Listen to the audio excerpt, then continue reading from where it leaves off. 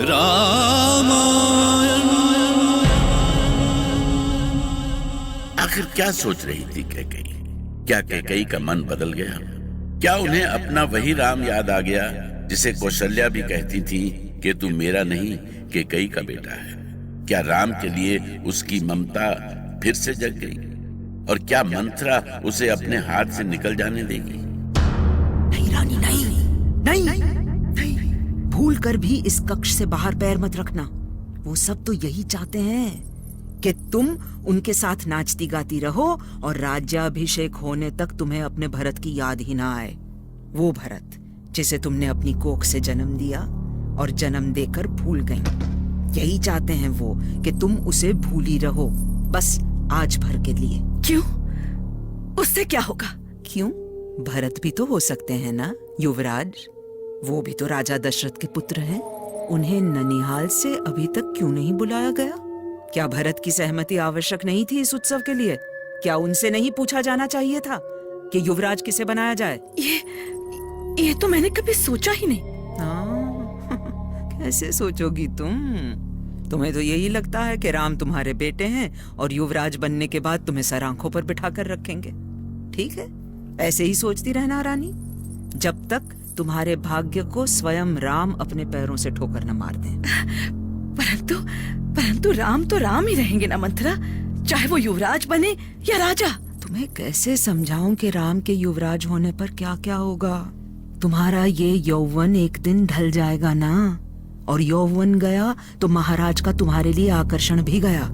और जब महाराज ही तुम्हें नहीं पूछेंगे, तब राम तो क्या एक दरबान भी तुम्हारे सामने सर नहीं झुकाएगा। नहीं नहीं, क्या सचमुच ऐसा होने वाला है मंथरा? हे प्रभु, देख लेना तुम, महाराज तुम्हारे महल में झांकने तक नहीं आएंगे।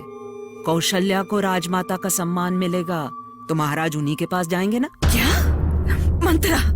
आज जो मंत्री तुम्हारे आगे पीछे डोलते हैं, कल सिर्फ कौशल्या के सामने सर झुकाएंगे। फिर क्या होगा तुम्हारा और तुम्हारे बेटे का? उफ, तो मैं क्या करूं मंथरा? अब मेरे हाथ में है ही क्या? झूठ कहूं तो पाप लागे रानी, पर अभी भी कुछ नहीं बिगड़ा है। मेरा कहा मानोगी तो खेल अभी भी तुम्हारे पाले में होगा। ध्यान से सुनो, अभी महाराज तुम्हारे वश में है। वो तुम्हारी बात कभी नहीं टाल सकते, है ना? तुम्हारी आंखों में आंसू देखकर तो वो बेचैन हो जाते हैं। पर इससे क्या होगा? अरे बेटा, तुम्हें अपनी शक्ति का पता नहीं है। बस तुम कोप भवन में पड़ी रहो। महाराज को पता भर चल गया कि तुम रूठी हो, फिर देखो क्या होता है। भागे भागे आएंगे वो। मंत्रा, और यदि कुछ ना हुआ तो? ओहो कैकेयी, कभी तुमने सुना है कि दिए की लौ पर पतंगा नहीं मंडराया? हाँ? कभी सुना है कि अग्नि में मोम नहीं पिघला? सुना है कभी? बोलो कैकेयी, सुना है? नहीं। हाँ, तो समझ लो महाराज तुम्हें मनाने अवश्य आएंगे। वो गिड़गिड़ाएंगे तुम्हारे सामने, अपना माथा रगड़ेंगे तुम्हारे चरणों पर। जान लो, मंत्रा का मंत्र कभी खाली नहीं जाता। पर मंत्रा, यदि वो मनाने आ भी गए तो क्या कहूंगी उनसे? बस दो बातें। पहली ये कि वो भरत को युवराज बना दे, और दूसरी ये कि 14 बरस के लिए रामचंद्र को वन में भेज दे। मंत्रा!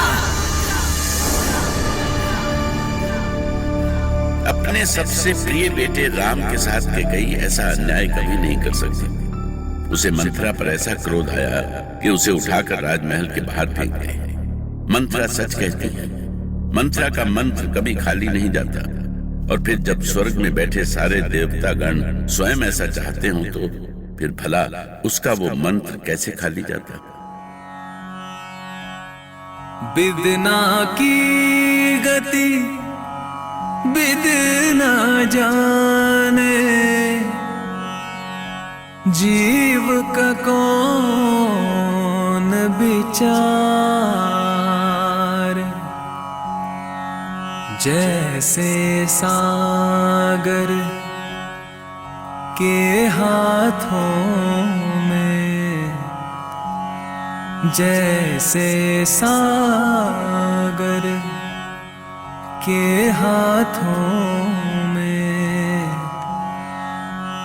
नैया बिन पतवार। पुनः आपसे भेंट होगी, तब तक के लिए नमस्कार।